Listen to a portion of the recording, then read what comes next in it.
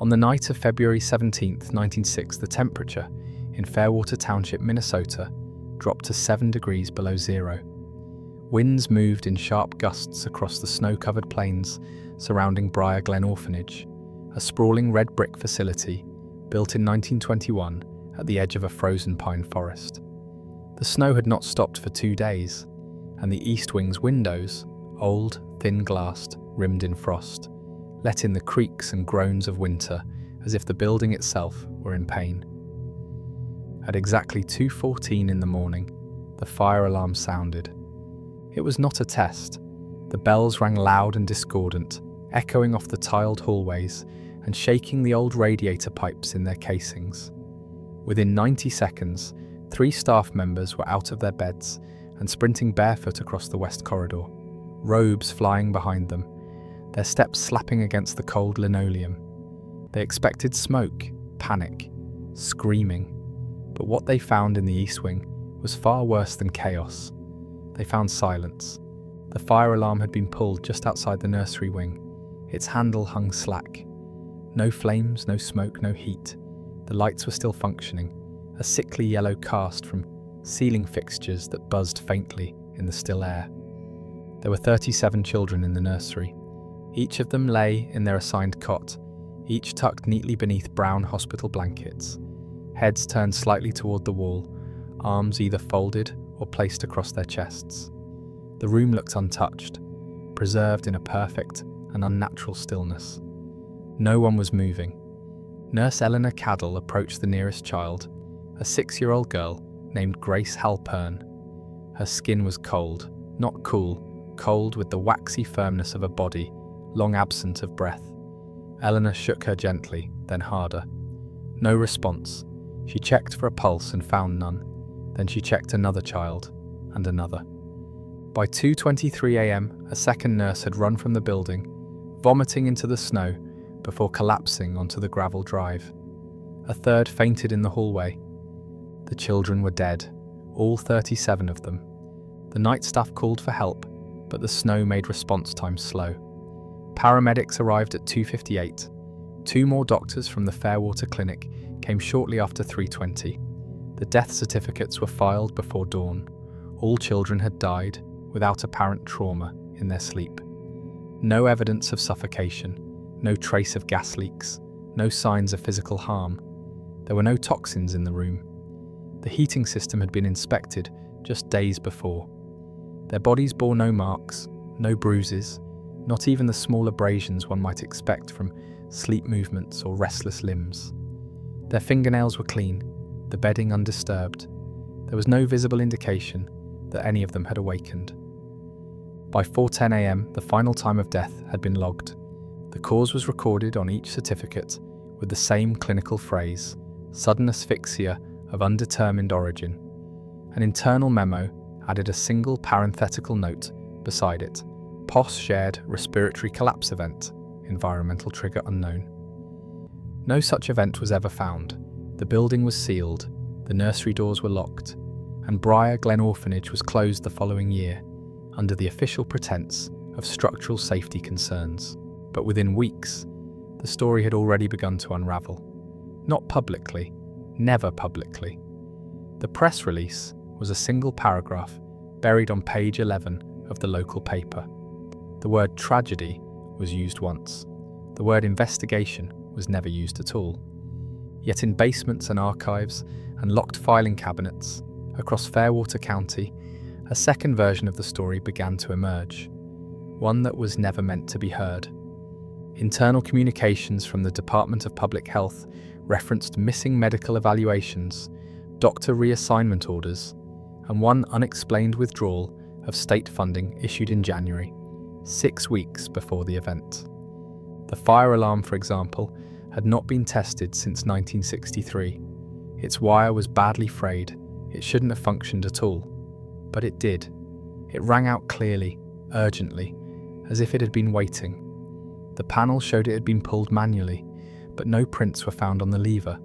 There were no smudges, no oils, no physical evidence that a human hand had touched it, except for one faint trace, blood, a small smear, about the width of a child's fingertip. But it didn't belong to any of the deceased children. All of them were accounted for. None had open wounds, none had internal bleeding. Blood type O negative, unmatched to the nursery roster. The sample was later lost in transit to St. Paul for deeper analysis. By March, the state issued a full gag order on internal communication regarding the event. The order cited the necessity of avoiding unnecessary panic within residential childcare oversight.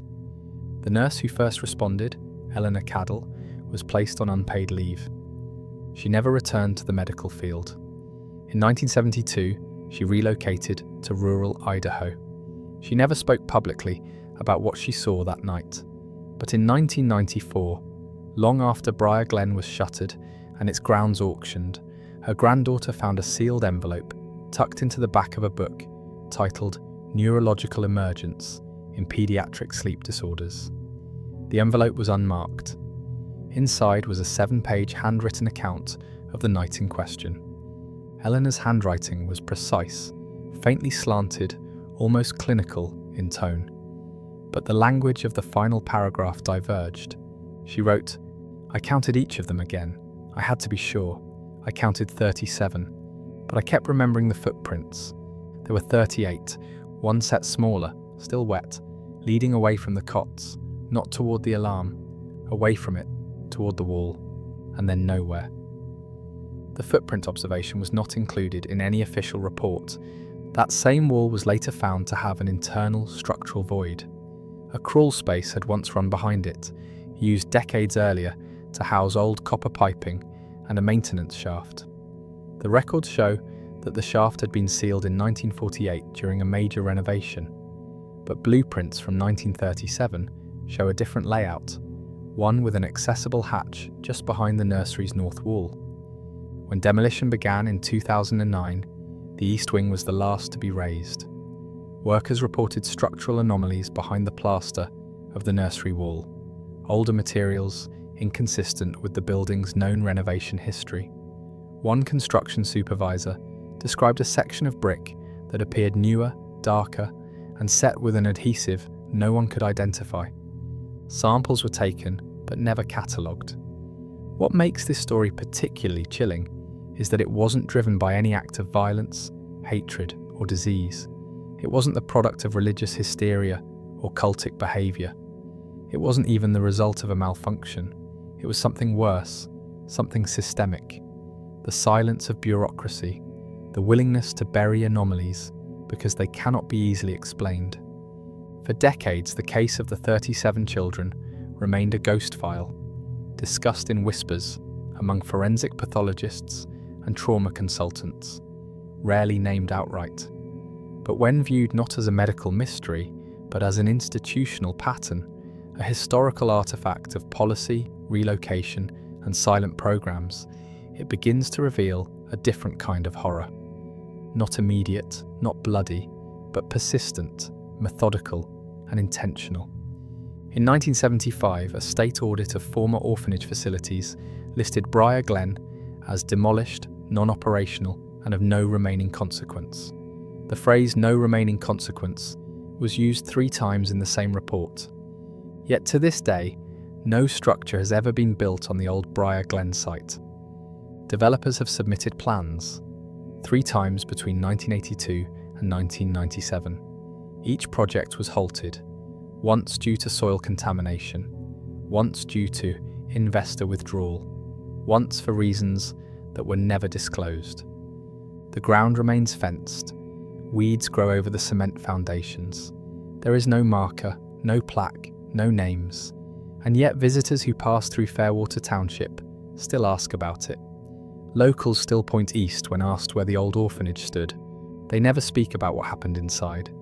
They just say, "That's where it was." And as for the children, Grace Halpern, Daniel Bryce, Clara Lawn, and 34 others, they are not buried together. Their bodies were returned to hospitals, morgues, and county burial plots across the state. Some were cremated, some were never claimed, but all of them died in the same room, on the same night, at 2:14 in the morning, and none of them ever woke up. With the children buried, the orphanage sealed, and the incident silenced.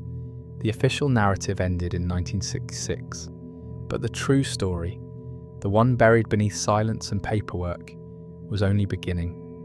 Because 8 years before the nursery went still, 7 children had arrived from a different institution, and nothing at Briar Glen was ever the same after that.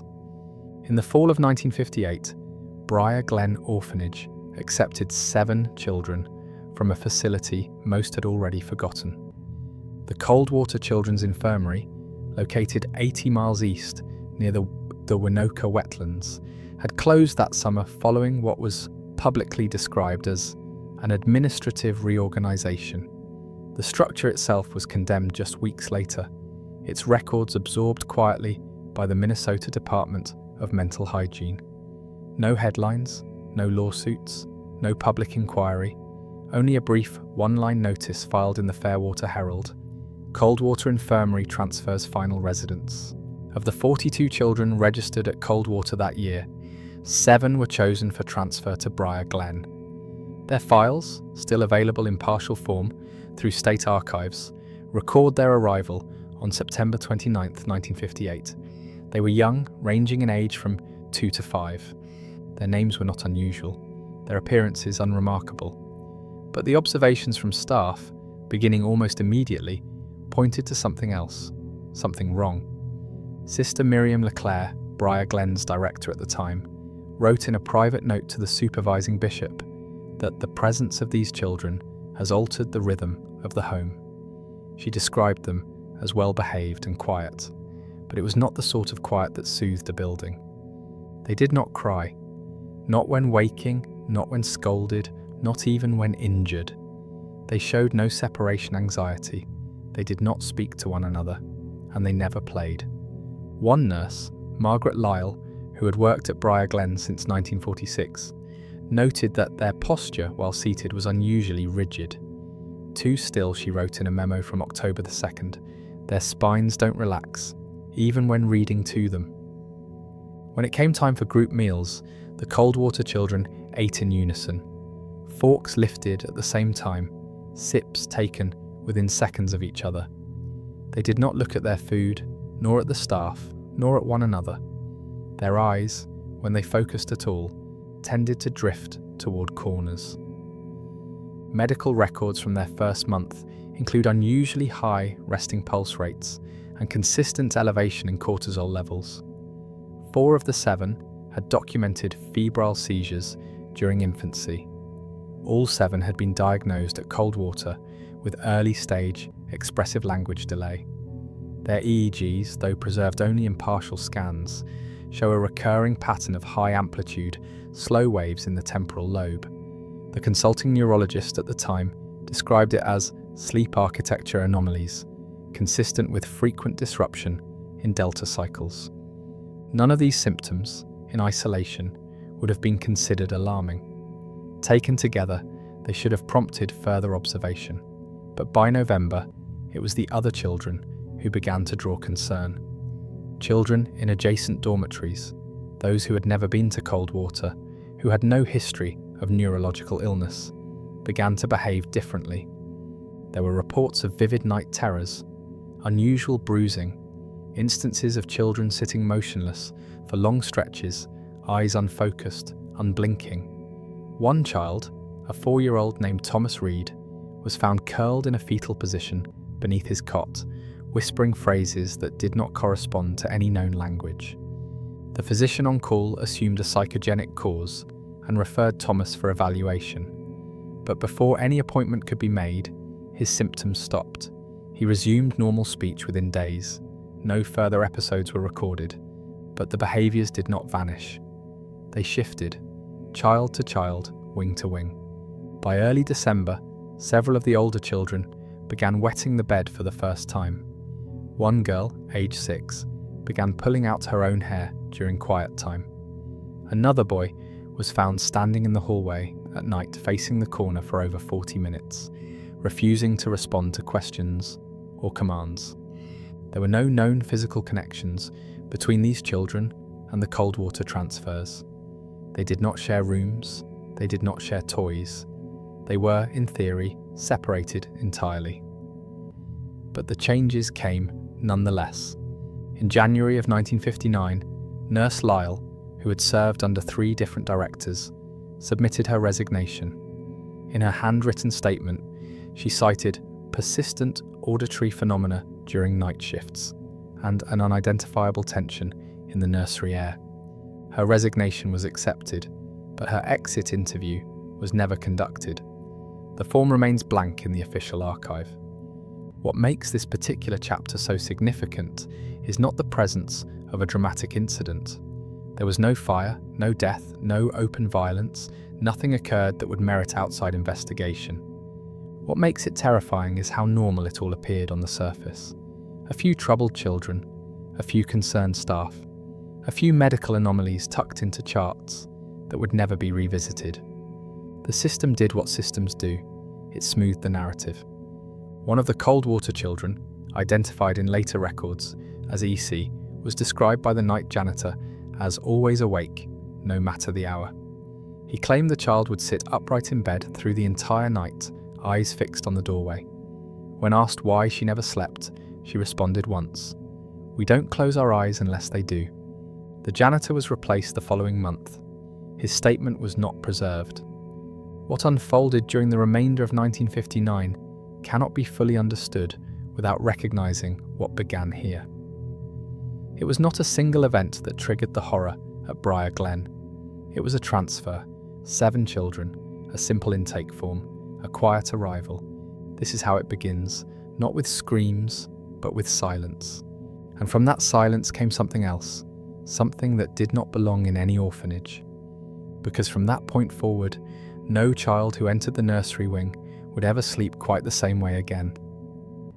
By the start of 1960, something subtle had begun to surface inside the walls of Briar Glen Orphanage. Not violence, not illness, not even behaviour that could be classified under any known psychiatric condition. Instead, what appeared, at first sporadically, then persistently, were drawings. They weren't found during supervised play, or discovered in sketchbooks, or handed to staff by children seeking praise. These were not drawings of houses or families or flowers. They didn't appear in art rooms or on craft tables. They appeared where no one was meant to look, and where no one had taught the children to draw. The first instance was noted on January 4th, 1960, in a staff log penned by Nurse Lydia Bouchard. While turning over a cot mattress in Dormitory C, she discovered faint chalk lines beneath the wooden frame, lines that had been drawn directly onto the undercarriage slats. Small repetitive patterns, concentric circles, vertical dashes that curved at the ends, and lines of evenly spaced dots resembling rows of tiny eyes. At first, she believed it to be an older child's graffiti, something done out of boredom, but by the end of that week, 3 more sets of symbols were discovered, this time behind the radiator vents and along the baseboards beneath the nursery windows. They were identical. Not similar, identical. Same proportions, same stroke width, same recurring figures. Chalkboards in the playroom were wiped clean each night before lights out, but by morning, before any supervised activity began, the markings had reappeared, always in the nursery wing, never in the common areas, never in the cafeteria, always where the Coldwater children slept. In the winter months, condensation from the old single-pane windows would bead down the glass each morning. By February, staff began noticing shapes emerging in the fog. Thin finger-width trails traced patterns across the panes. It became routine for night staff to wipe the windows at the end of their shift, only to find the same patterns returned hours later. One housekeeper, Ruth Keller, reported seeing the lines form in real time, describing the movement as slow and deliberate, like a child's finger, but without a child. Her account was quietly omitted from the official nightly maintenance record, but a carbon copy was preserved in her personal folder, marked with her signature. She transferred to a different facility the following month. When questioned, the children denied making the drawings. Some appeared not to understand the question. Others nodded blankly. One girl, aged 4, began crying softly, not in protest but in confusion, and whispered, I don't want to draw when I sleep. A 6-year-old named Malin Jules, one of the cold water transfers, told a nurse that she woke up with the circles in her hands. Her fingernails were rimmed with chalk dust. There were no chalk sticks issued to the nursery rooms, none stored within reach of the dormitories. To address the issue formally, Sister Miriam Leclerc requested an observational visit from Dr. Gerald Anson, a paediatric psychiatrist affiliated with the state's Child Welfare Oversight Committee. His visit took place over 3 non-consecutive days in March 1960. His public report, issued to the Orphanage Board, cited unsupervised access to classroom materials and recommended enhanced boundary protocols during transition periods. He deemed the matter behavioural and non-malicious. But his private notes, recovered years later from his personal files, partially burned along the right-hand margins, tell a different story. One entry dated March 19th reads, "Circles, hooks, lined eyes, repetitions beyond statistical probability. The children cannot replicate them while conscious. When asked to draw freely, they do not produce them. When shown the images, they display no recognition. This is not play, it is not trauma response. Whatever is happening in that wing, it is not neurological, it is ritualized, and it is escalating." By April, Sister Miriam had requested a full repainting of the nursery walls and floorboards. Staff were instructed to remove chalkboards from all East Wing classrooms and to store writing materials in a locked cabinet accessible only to administrative personnel. But the drawings didn't stop, they adapted. Symbols began appearing in dust, a fine film that collected between floor tiles and radiator grooves. Patterns carved with what seemed like fingernails, not drawn, etched. On the underside of toilet lids in the children's lavatory, a housekeeper found a symbol, drawn in soap residue. A figure 8 turned vertical, intersected by lines from 4 angles. There was no mirror in the restroom, no paper, no soap left unattended. The symbol had not been taught by staff, nor could it be found in any of the children's materials. When a new ward assistant, Anne Kepler, a recent graduate from Duluth College, attempted to scrub a drawing from a wooden cubby, she noted that the chalk had sunk into the grain. "It looked burned in," she wrote, "but there was no heat, just dust." She remained at Briar Glen for 11 weeks. Her departure letter simply read, "They aren't drawing, they're remembering." Administrators at the time dismissed the idea that the markings held significance. But in May of 1960, nurse Lydia Bouchard compiled 27 photographs of the symbols taken over a 3-month period. These images were submitted to the State Archive in St. Paul and reviewed by 2 independent child development specialists. Neither specialist could provide an origin for the symbols. One of them, Dr. Maureen Tillich, did note that the circle-within-circle motif appeared structurally similar to diagrams used in non-verbal communication studies from the 1940s, particularly those conducted at the East Hamilton Institute for Auditory Patterning. But Briar Glen's children had no known contact with those programs. The institute had been closed for over a decade. Its records had been sealed. When Sister Miriam requested guidance from the diocese on whether the drawings could be of religious origin, she received a terse, typewritten response from Bishop Algren. "Such symbols do not appear in Catholic catechism, nor in sanctioned iconography. If they persist, consider psychological reassessment." By late summer, the chalk had stopped appearing, but something else had taken its place.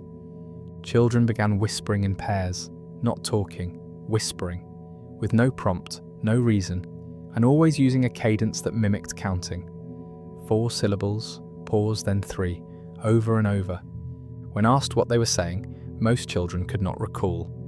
One child, age 5, told staff, "We have to count the corners so the room doesn't move." She was placed under psychiatric evaluation.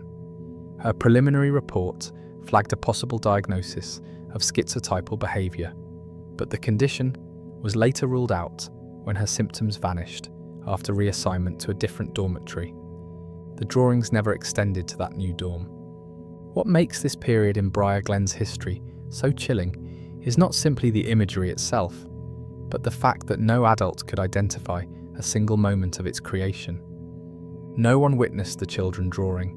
No one caught them in the act. There were no smuggled chalk pieces, no pencil stubs, no paint, and yet the symbols persisted, in locations too high for small children to reach, in layers too faint for casual play, and in sequences too consistent to be chance. In cases of child trauma, especially in institutional settings, psychologists often look for projection, symbols that represent fear, confusion, or abuse through indirect expression. But these drawings did not vary, they did not evolve, they did not change from child to child. They appeared fixed, as if recalled rather than invented. And perhaps most unsettling of all, when shown to the children, they elicited no fear, no recognition, no protest, as if their minds had separated the act from the memory entirely. If the drawings were in fact being produced in a dissociative state, during sleep or fugue, it would require a level of motor coordination, symbolic recall, and environmental navigation that far exceeded what typical children of that age are capable of. That leaves one possibility, that the children were not the authors. They were simply the instruments. What followed in 1961 would reinforce that idea in ways no one was prepared for. The drawings stopped, but the silence they left behind would prove even more disturbing. Because the next phase of Briar Glen's descent into horror was not visual at all, it was structural, and it began with a word scribbled in red ink across the facility's new daily schedule: observation. By 1961, the administration at Briar Glen Orphanage had begun implementing a quiet hour policy, one that, at first glance, appeared to follow standard childcare recommendations. Children under the age of 7 were required to rest between 1 o'clock and 4 o'clock p.m. each day. The initial explanation, offered in a typed memo signed by Director Miriam Leclerc, was to reinforce sleep hygiene and reduce afternoon agitation. But this quiet hour was unlike any practiced in other orphanages. Staff reports from that period, those that still exist, described the atmosphere during those 3 hours as unnatural. Windows were locked and covered with blackout curtains, even on warm spring days. Radios were turned off, lights dimmed to a low amber hue, doors to the nursery wing were bolted from the outside. Children were not allowed books. They were not permitted to sit upright. They were not permitted to speak. The instruction was clear. They must lie still, even if they didn't sleep, especially if they didn't sleep. This policy remained in effect for almost 2 full years. What sets this period apart in the history of Briar Glen is not just the rigidity of its enforcement, but the silence of its documentation. Daily staff logs from 1961 to 1963 are incomplete. In some cases, entire pages have been cut from the binders. In others, the entries exist, but are filled with blacked-out blocks of text. What little remains includes repeated references to a single word: observation. The word appears in the margins, in red ink, always on Thursdays, sometimes circled, sometimes followed by a number in parentheses. In one case, May 4th, 1962, the word is written twice, stacked in all capital letters, with a faint diagonal line running through it. That log was signed not by a nurse or assistant, but by a visiting researcher from the University of Minnesota's Department of Pediatric Psychiatry. His name does not appear anywhere else in Briar Glen's records. By the end of 1961, 2 nurses had resigned. One cited conflicts with institutional scheduling. The other submitted no formal notice, simply leaving her post during a shift change and never returning. The only surviving witness to the daily routine of quiet hour was Nurse Lucille Harlan. Harlan had worked in pediatric facilities for over a decade. She was known for her diligence, her notes meticulous, her patient care consistent. She joined Briar Glen in March 1961. At first, she complied with the protocol. She instructed the children to lie still. She bolted the doors. She remained seated at the observation desk just outside the nursery corridor. But by autumn, she had begun to notice things. The children slept, all of them, at once. They fell asleep within minutes of lying down, regardless of time, weather, or room temperature. No restlessness, no repositioning, no whispers. They slept with their arms laid neatly at their sides or crossed over their chests, and their expressions were blank. Lucille described it in a letter to her sister, never mailed. That letter, preserved in the bottom of a sealed file box and dated October 28, 1962, reads, "It's not like nap time. It's like watching wax figures breathe. I try to wake them, I do, but they just lie there. I shook one boy for 10 minutes. He smiled at me, eyes closed. That boy, identified in the log as Darren A., age 5, had no known medical issues. The incident was not filed as unusual, but Lucille wrote it down anyway. By the end of 1962, she had filled 2 small leather journals with entries, each marked with dates, observations, and questions. But in January of 1963, something changed. On the 5th of that month, her journal abruptly ends. The final line, written in haste, angled down the page, reads, "Why do they all breathe together now?" 3 days later, Lucille Harlan was found dead at the bottom of the main stairwell. The coroner listed the cause of death as accidental fall, compounded by cranial impact and fractured vertebrae. No signs of struggle, no defensive wounds. But the journal she carried was missing. It was found 3 days later, lodged behind a file cabinet in the administrative office. Every page after January 5th had been torn out. The discovery was not reported. The journal was quietly refiled. That same week, the quiet hour policy was amended. Observation logs were no longer to be written by nursing staff, but by designated monitors, a term not defined in any personnel file. On Thursdays, a black town car would park behind the east entrance. 2 men, neither listed as employees, would enter carrying clipboard cases and leave without speaking to staff. Their names were never recorded, their visits never explained. In interviews conducted decades later, former staff described these visits as clinical but wrong. One assistant, speaking under condition of anonymity, recalled that the children were sometimes sedated before they were asleep, but not by anything we administered. And yet the children's medical charts showed no entries for sedatives. This absence, the silence in the records, became its own kind of presence.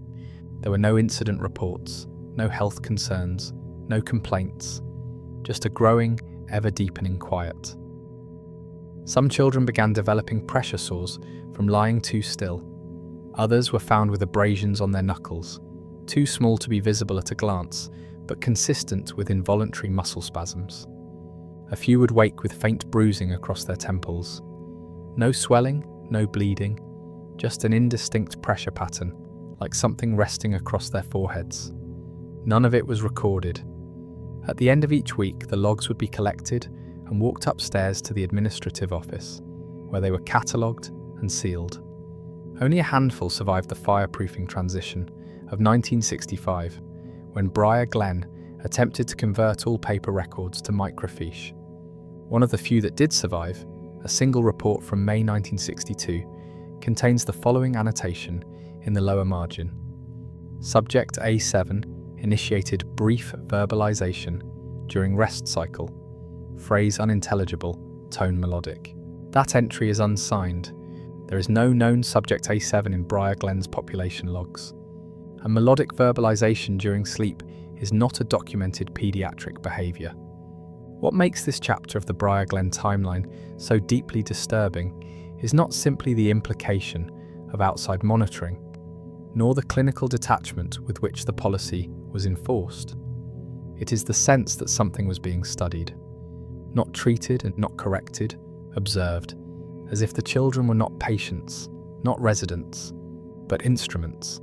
And when the instruments began to harmonize, when their breath aligned, when their sleep patterns unified, when they stopped responding individually, it was not considered a crisis.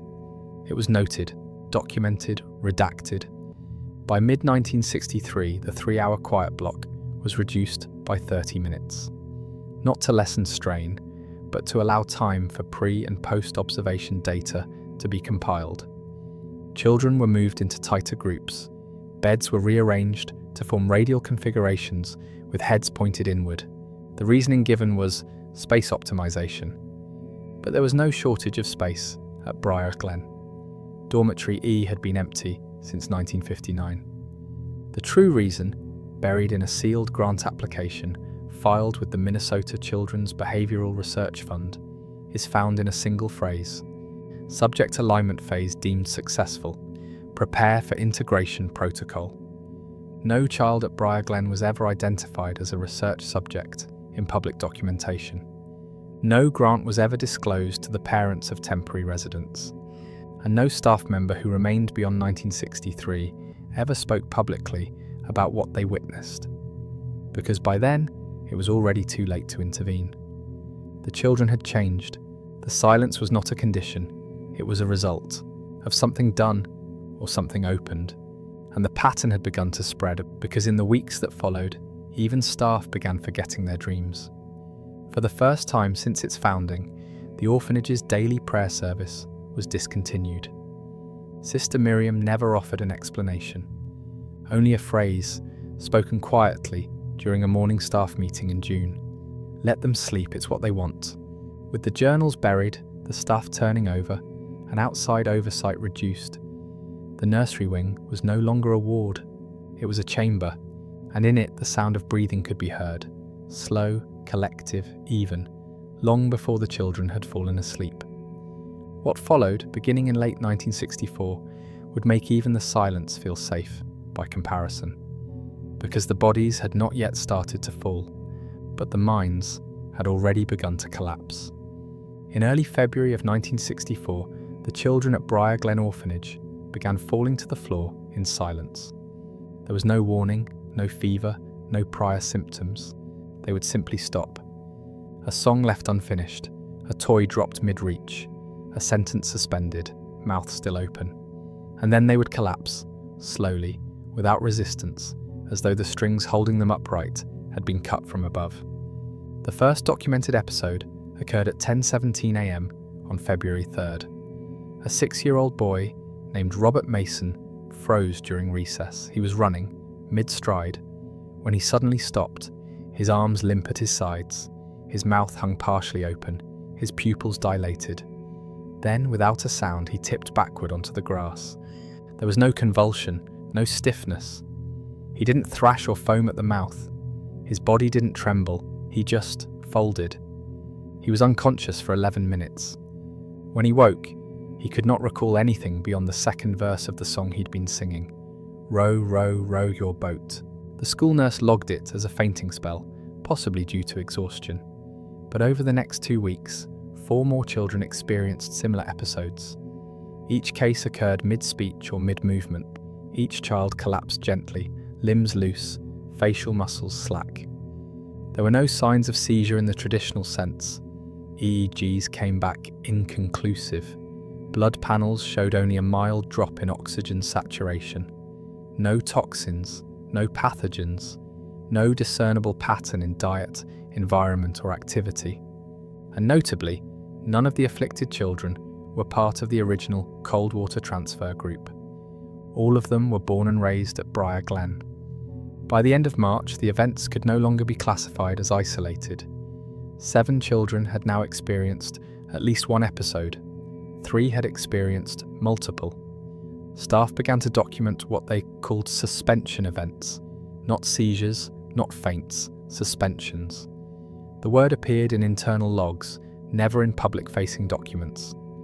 Children would pause for several seconds, utterly still, and then fall backward, forward or sideways, depending on their position.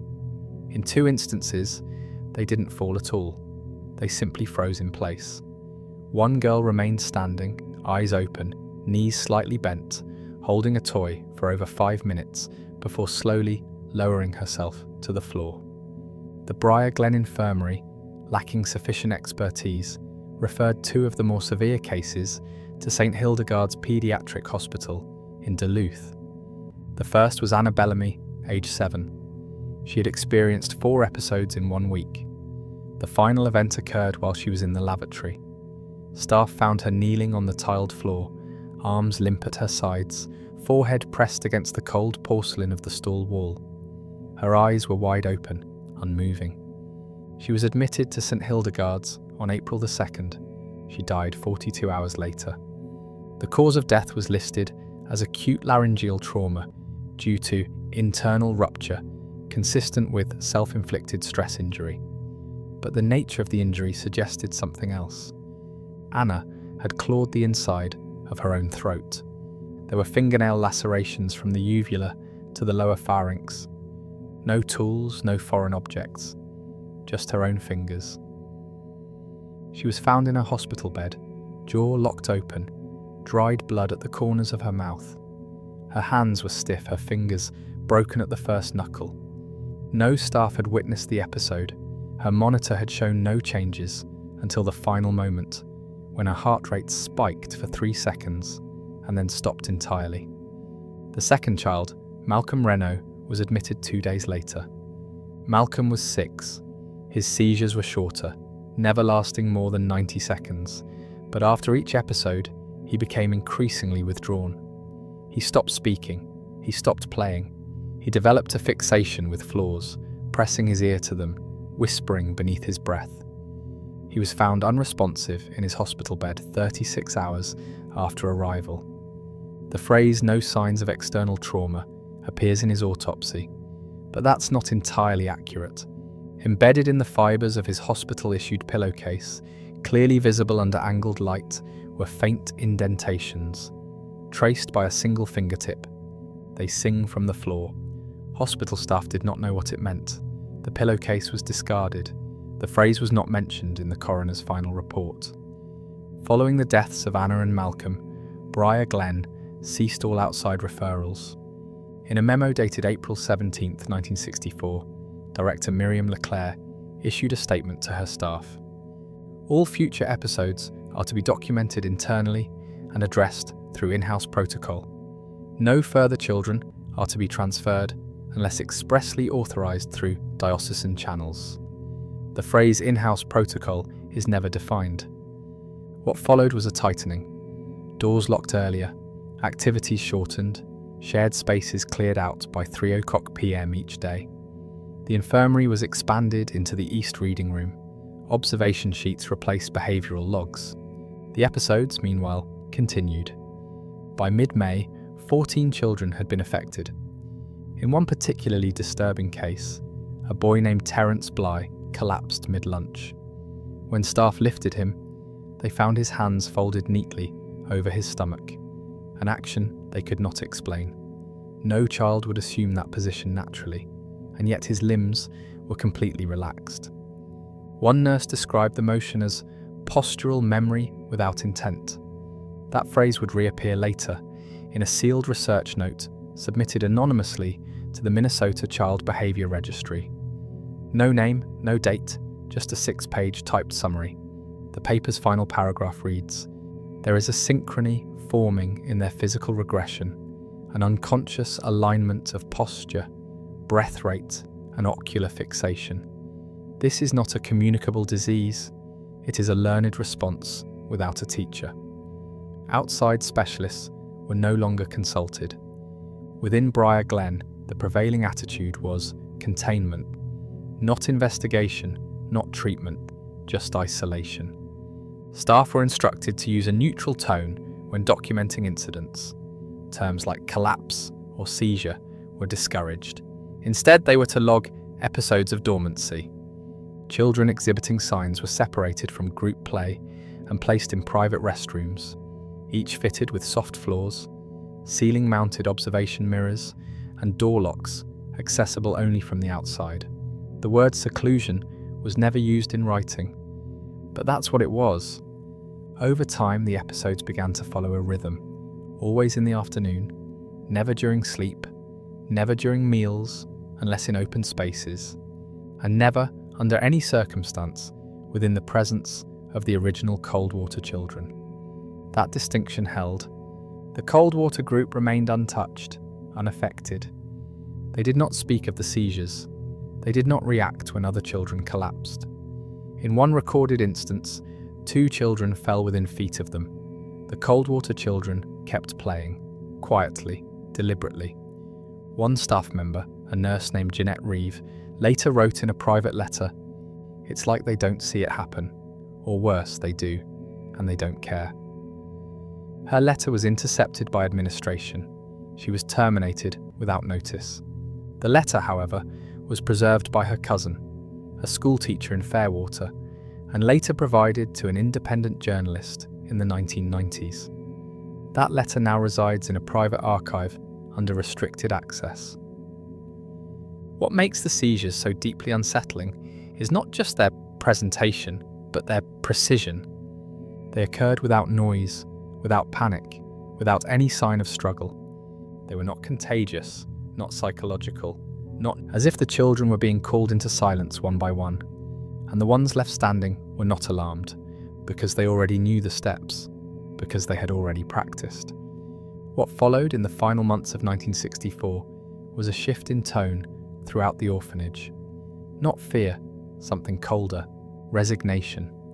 Staff no longer asked questions, children no longer played outdoors, prayer sessions were shortened, story time removed entirely from the schedule, even the lighting changed. Bulbs in the East Wing were replaced with low-watt amber filters to reduce visual overstimulation, according to maintenance logs. But the real reason was something else.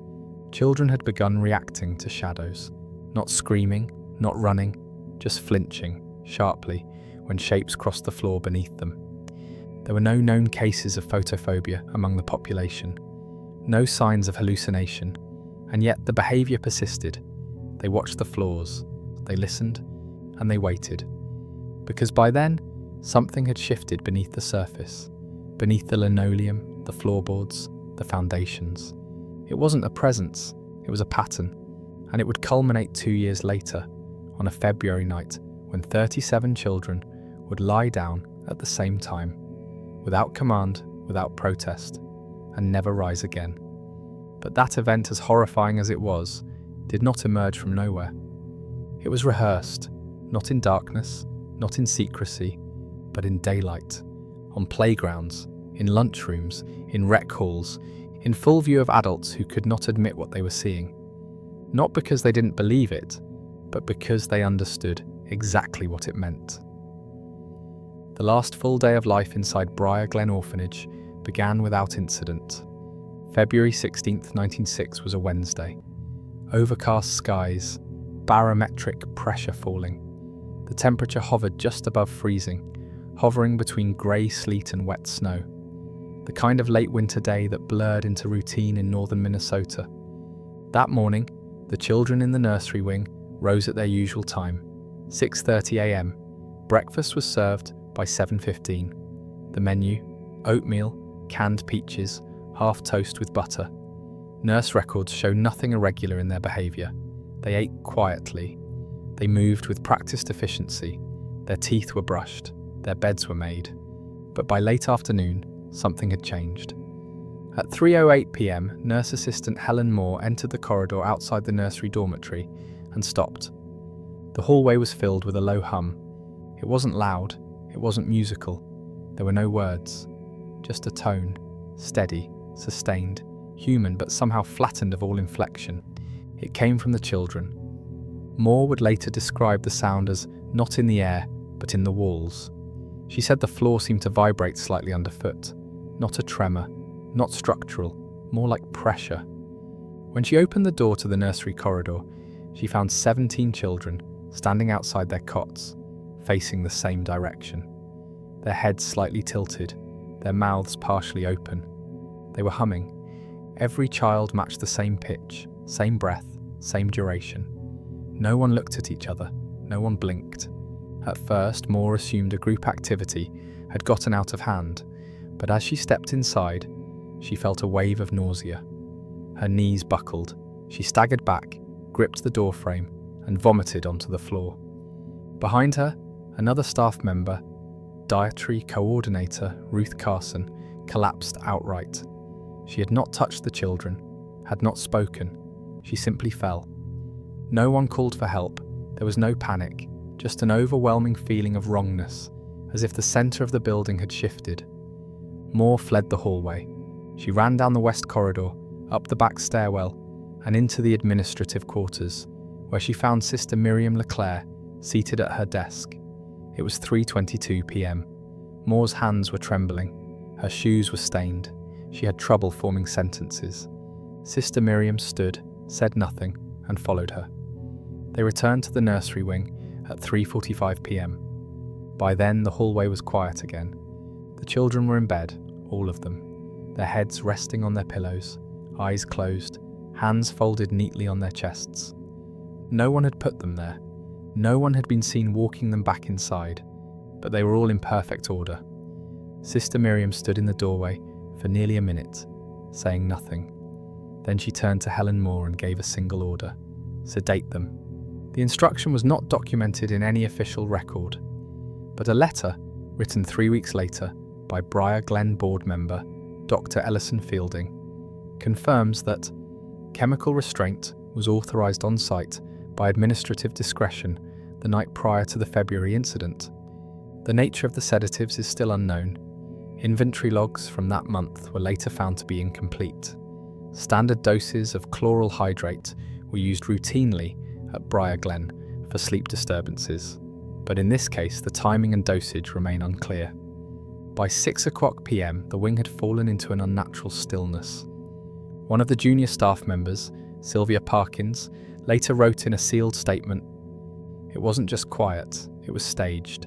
I looked at them and thought, this isn't rest, it's something pretending to be rest." At 7:15 p.m, the children were checked one final time before lights out. All were breathing, pulse rates were normal, no seizures, no unresponsiveness. But 2 nurses described a strange sensation when touching the children's foreheads, like the skin wasn't connected right, like it was a mask on top of something else. By 8:00 p.m, the wing was locked. At 10:14 p.m, a brief entry was logged in the night staff rotation sheet. Nursery secured, no movement. At 12:42 a.m, a light flickered in the main hall. That flickering was reported by maintenance, who found no fault in the wiring. At 1:37 a.m, a pressure drop was noted in the heating system. Again, no mechanical error could be found. And then at exactly 2:14 a.m, the fire alarm rang. The shrill mechanical bell startled the entire facility. Staff bolted from their bunks. Shoes half on, robes clutched around their waists. They sprinted down the corridor toward the nursery. Smoke was expected. Screams were expected.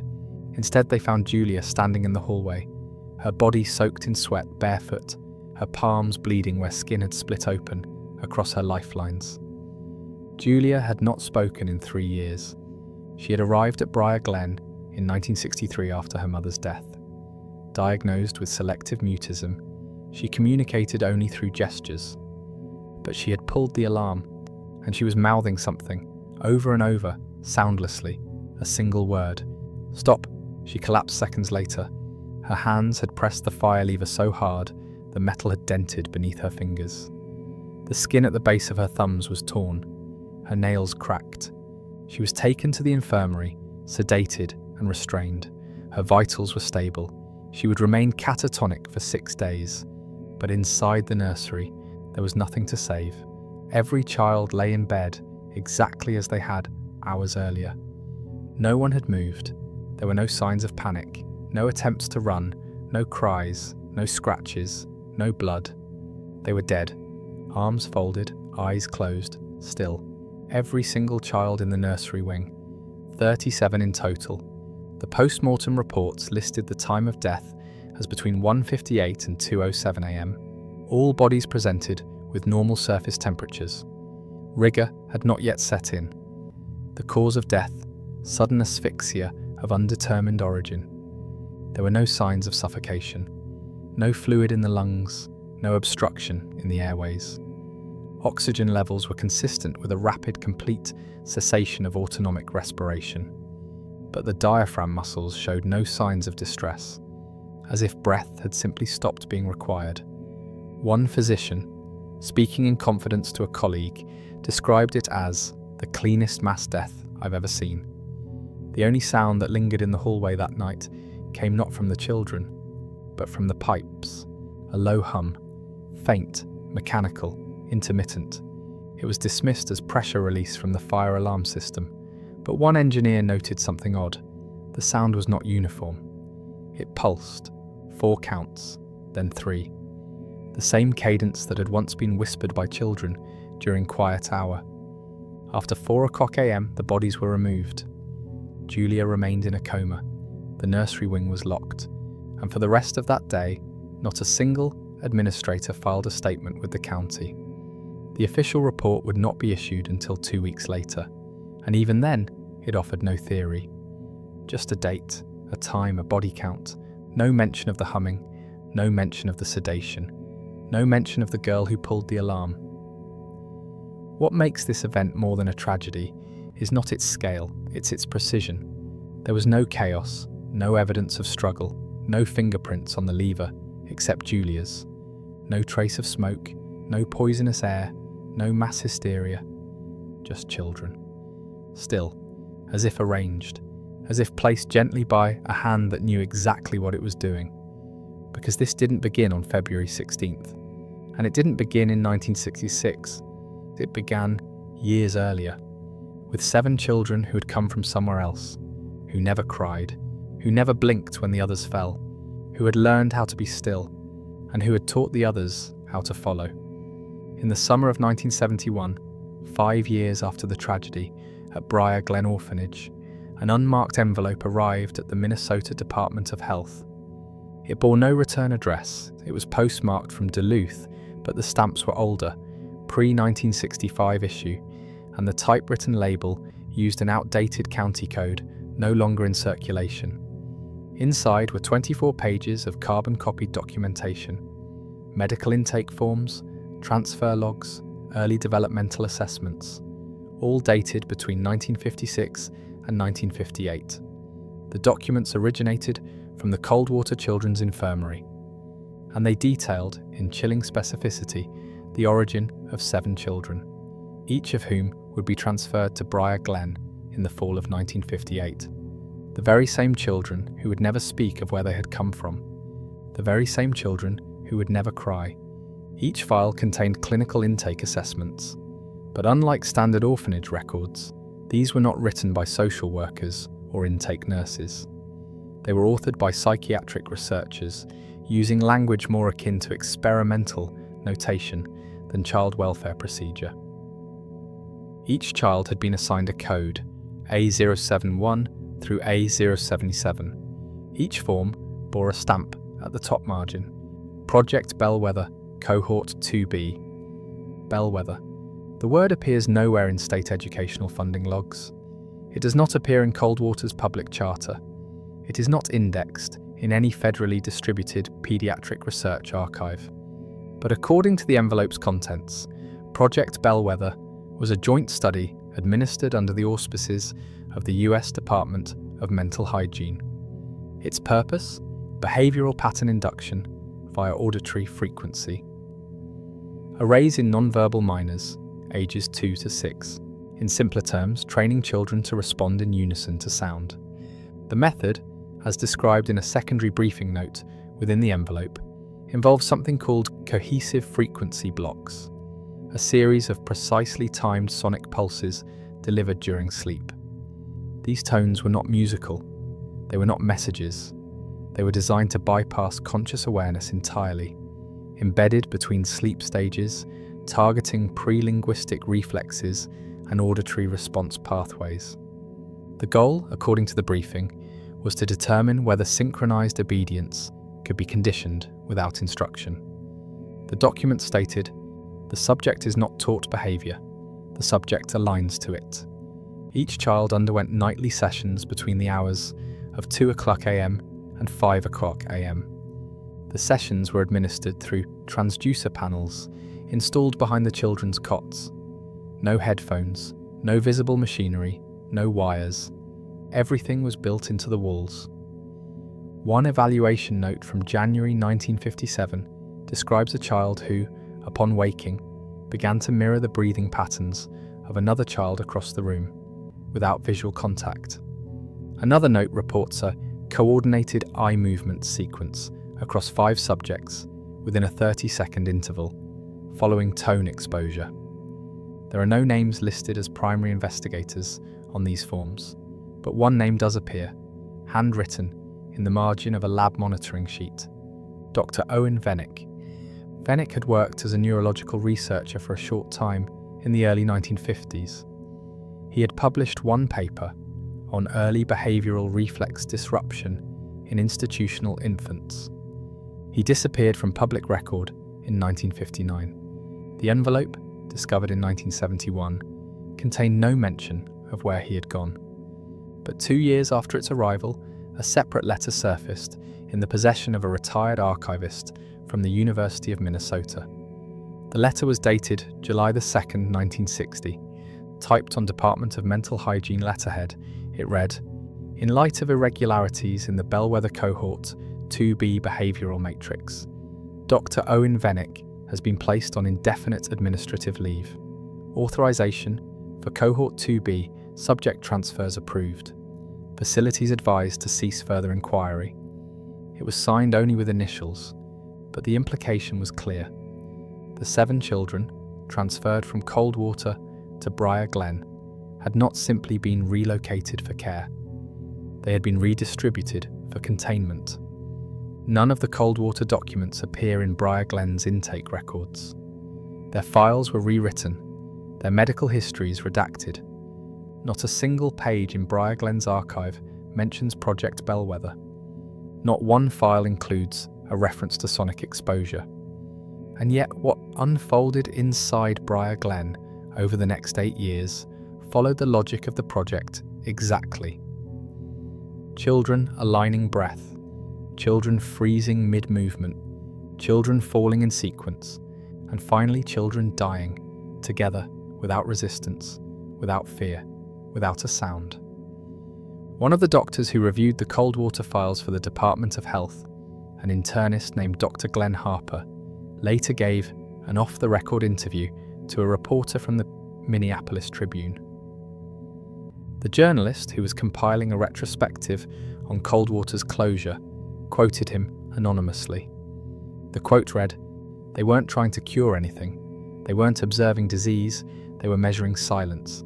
They were trying to see if you could harmonize obedience." When asked for clarification, Harper refused further comment. He died 2 years later in a car accident. The files from the envelope were quietly transferred to the State Archive and sealed. Not destroyed, not reviewed, just hidden. To this day, the location of the original Coldwater sonic exposure records remains unknown. The infirmary itself was demolished in 1969. No blueprints survive. No photographs of the sound panels were ever released.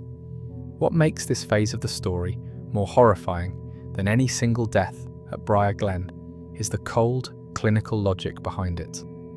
The children were not the result of a failed experiment. They were the success of one. They were proof that something had worked, that under the right conditions, during the right hours, human will could be bypassed. Not erased, not crushed, just overwritten, like a new tone in an old room, a tone only some could hear, a tone that taught them to lie still, to follow, to never speak, and in the end to die as one. With the Coldwater files confirmed, the question was no longer whether something unnatural had happened at Briar Glen. It was how many people knew, and how many had allowed it. The final page of the envelope, a photocopy of an unsigned memo, contained a short, chilling phrase written in red pencil. "Do not isolate them from each other. They lose cohesion." Cohesion. That was the word the Coldwater staff had used. That was the principle behind the tones. Group compliance, harmonized function. The children had not been separated after transfer. They were kept in the same dorm. They were allowed to remain close. And over time, the others, the untouched, untested, innocent children of Briar Glen, began to fall into their rhythm. Because the Coldwater children didn't need to teach them. They just needed to lie still and hum With the origin now exposed, the story could no longer be treated as a local tragedy. It had to be understood as a quiet experiment, conducted in plain sight. Not a haunting, a mechanism, not a mystery, a process. What comes next is not the end of the story, but its burial. Because once the cold water connection was clear, the next move by authorities wasn't prosecution, it was erasure. And that erasure began in the physical space where the children had last drawn breath. The nursery wing. The silence wasn't an accident, it was policy. On the morning of February 17, 1906, as dawn broke over Fairwater Township, the east wing of Briar Glen Orphanage was sealed. Not cleaned, not quarantined, sealed. 2 maintenance staff were ordered to reinforce the nursery door with steel brackets, drilled directly into the frame. The windows were boarded from the inside. The hallway leading to the dormitory was cordoned off with heavy canvas sheeting and nailed shut at both ends. No clergy were invited to bless the space. No families were brought in to collect belongings. The room where 37 children had died without a struggle was not treated like a crime scene. It was treated like a wound, one that could be bandaged, hidden, ignored. The rest of the building remained open for another 6 years, but from that day forward, no one, staff or child, set foot in the East Wing. Officially, Briar Glen Orphanage closed its doors in 1972. The stated reason was declining enrolment and structural aging. But no renovations were attempted, no prospective buyers were shown the property. Instead, the building sat empty, windows shattered by wind, paint flaking in long vertical sheets, the playground rusting in slow sun-faded silence. And yet, someone maintained the grounds.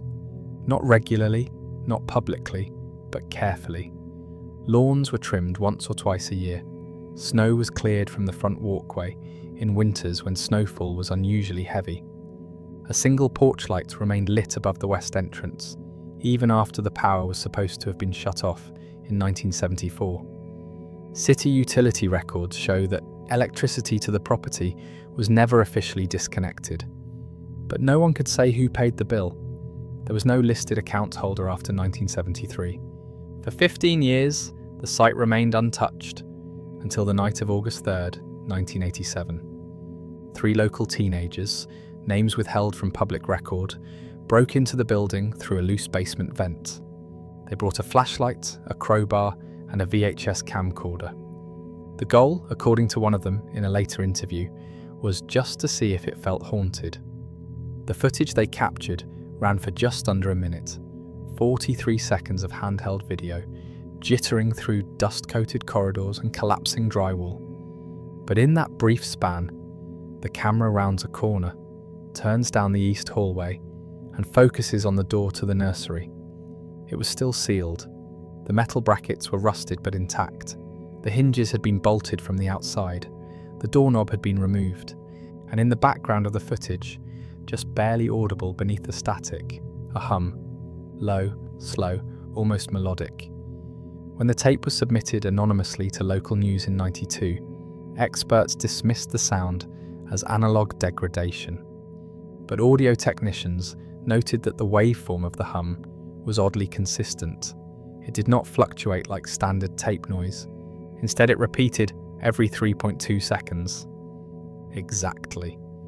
The same interval used during Coldwater's auditory exposure sessions. The teens never returned. In 2004, one of them, now in his 30s, told a local historian, "The worst part wasn't the sound, it was that the room didn't look old. Everything else in the building had rotted. But that door looked clean, like it was still being used." The video was never aired. The original tape was lost during a studio renovation. Only a degraded digital transfer survives, archived in a private collection. 2 years later, in 2006, the state sold the Briar Glen property to a commercial developer. Plans were filed to convert the structure into low-income housing. Blueprints were drawn, asbestos surveys conducted. A groundbreaking date was set for spring 2009. Demolition began on April 12th. The west and central wings came down without issue, but when crews reached the east wing, they were ordered to stop. No explanation, no public statement. The demolition was rescheduled for early morning, and subcontractors were brought in under non-disclosure agreements. Rather than dismantle the wing brick by brick, the entire structure was bulldozed in a single push. Walls, windows and foundation crushed inward and packed into reinforced transport containers. The debris was not taken to the county landfill. It was buried off-site, sealed in concrete. The location has never been disclosed. When pressed for an explanation, a Department of Environmental Safety spokesperson cited an unidentified material discovered in the sub-foundation, a substance that, according to internal memos, caused interference with geophysical scanning equipment. They did not say what that material was, only that it was not safe to reprocess, and that it was not consistent with